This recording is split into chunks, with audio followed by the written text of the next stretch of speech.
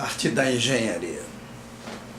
Algo extremamente preocupante no Brasil é que nós mudamos de cenário diversas vezes ao longo desses últimos 50, 100 anos, e o exercício da engenharia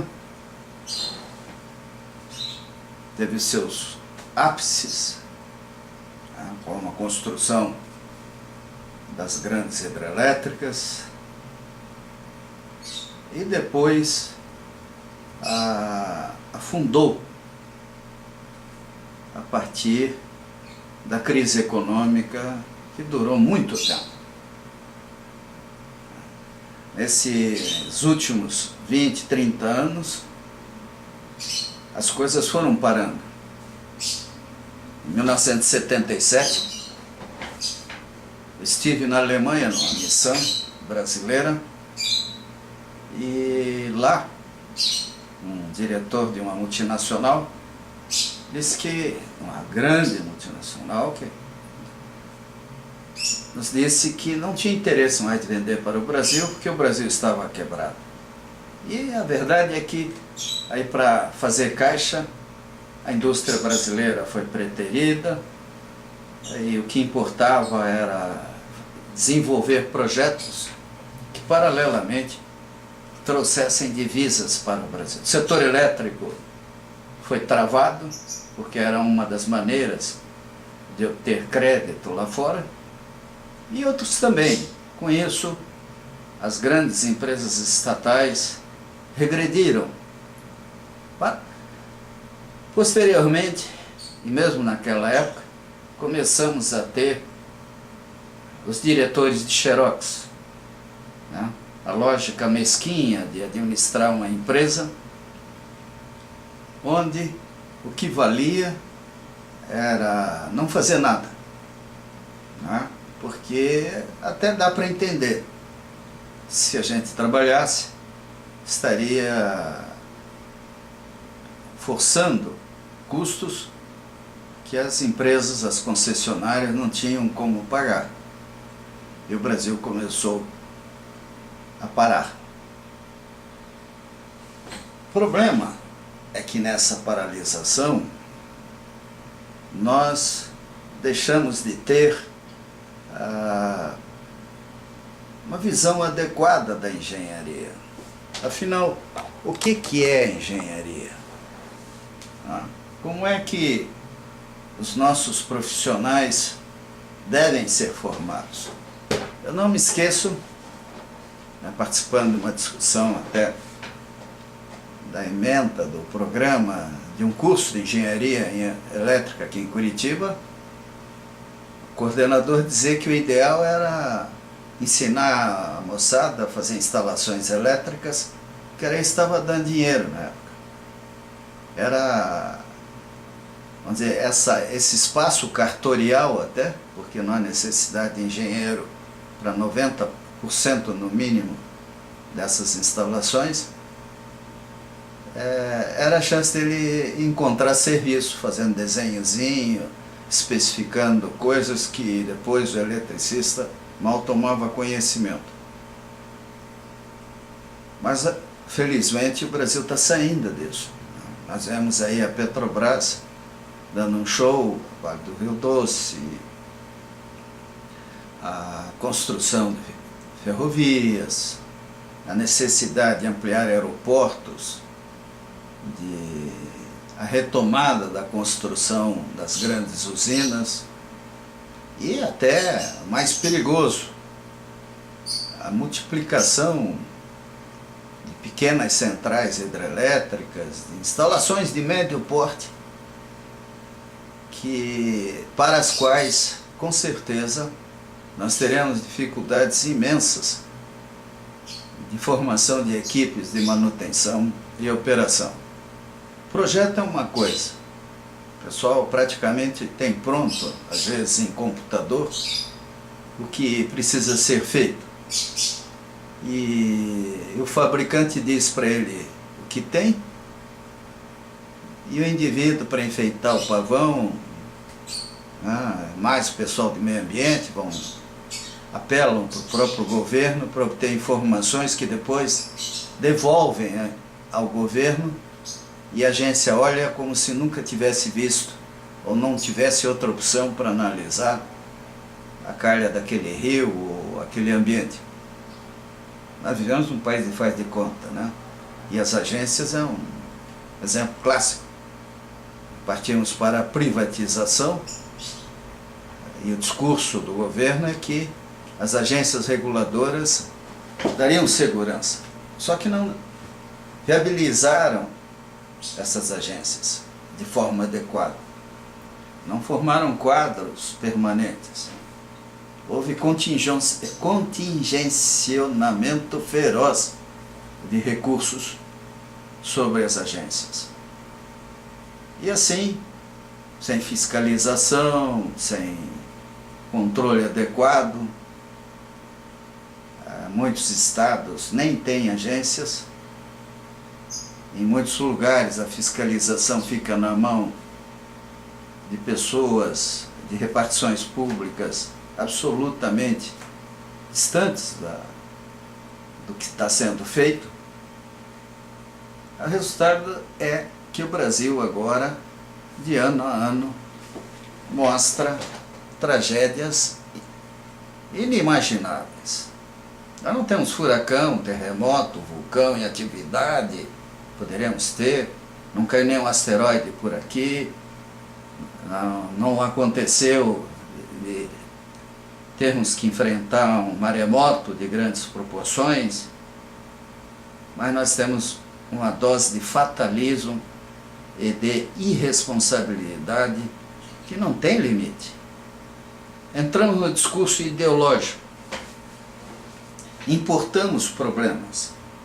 Quer dizer, hoje é mais importante falar de CO2, né, efeito estufa, do que dizer que o ônibus que devia andar 40 km por hora é liberado para trafegar 60, porque é uma maneira de baixar a tarifa, em canaleta, mão dupla, e ninguém imagina o que possa acontecer o dia que dois desses biarticulados, por exemplo, tem aqui em Curitiba, baterem de frente ou num abalroamento, cada um dos dois seguir por fora da canaleta, arrasando com tudo em um horário crítico.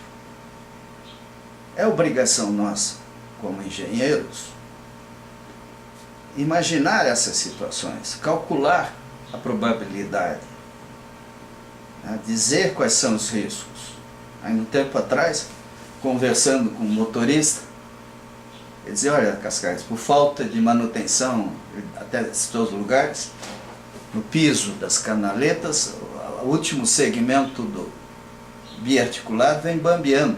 Então, a gente fica assustado, porque de repente ele pode bater no outro ônibus, e aí? Como é que nós vamos segurar? O outro motorista me disse: olha, o pessoal fica em pé aqui do meu lado, como é que eu vou olhar para a esquerda? E assim vai, falando só, usando o transporte coletivo urbano como exemplo. E aí a gente vê como é que a direção desses órgãos responsáveis é montada. Como nós estamos vendo agora em Brasília, nos estados, onde por nepotismo, por amizade, por companheirismo, né, mata-se o povo. Vale mais compromissos, às vezes mafiosos, do que a saúde da nossa população. Mas vamos lá, nós precisamos começar pelo básico. Nós temos que rever os cursos de engenharia. Tem que valer para a engenharia algo semelhante ao que é usado nos cursos de direito, de medicina, né? Onde há uma coleção de etapas até o profissional de fato ser habilitado para certas atividades. Até porque a nossa legislação, ela impede, em muitos casos, a importação de contratação de estrangeiros. E nós temos uma lei, a tal de Lei 866 de 1993, muito mal regulamentada. Aquilo não serve nem para comprar lápis. Então, o resultado disso aí é que a gente vai vendo uma tragédia depois da outra. Quantos gasodutos explodiram no mundo nos últimos 5 anos? Por efeito de chuva ou terremoto, coisa assim. Explodiram, né? E causando diversas explosões, não uma só. O gás saindo, explodindo, saindo, explodindo. Mas as válvulas não fecharam. Quantos portos nós vimos sendo arrastados por enchentes? Quer dizer, porto que não aguenta uma enchente, porto à beira de um rio que tem enchente toda hora, é um negócio estranho, né? Ou, como nós vimos no final do ano passado em Manaus, uma área de armazenamento de containers simplesmente desaparecendo pelo rio, afundando. E tivemos barragens que cederam. Em Minas, há uns 3, 4 anos atrás, se não me engano, um dique de uma fábrica lá desmoronou e contaminou uma região imensa. Tem alguém cadastrando isso tudo, dizendo qual foi a punição dada, a indenização paga, coisa assim? Bem, mas nós precisamos, como eu disse, formar bons engenheiros. Engenheiros que a gente possa confiar na inspeção de máquinas. Não é só projeto, não. Projeto até é fácil, tem que fazer de acordo.